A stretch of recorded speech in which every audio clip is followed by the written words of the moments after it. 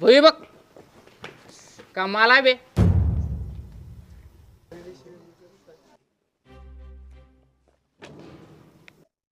माल कुणाला म्हणलास बे? घरी आई बहीण नाहीत का तुझे? तुला काय करायचं रे? जा की तूच तुझे काम धंदे बघ. तुझी का बहीण आहे ती?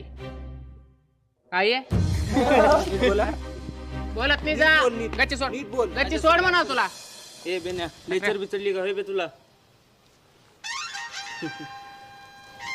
नुसतंच गळ्यामध्ये महाराजांचा फोटो घातल्याने शिवभक्ती होत नसते भाऊ. त्याच्यासाठी महाराजांचे विचार आणि त्यांची शिकवण यांचा आदर करावा लागतो. प्रत्येकाच्या आई बहिणींची इज्जत करा हीच आपल्या महाराजांची शिकवण आहे.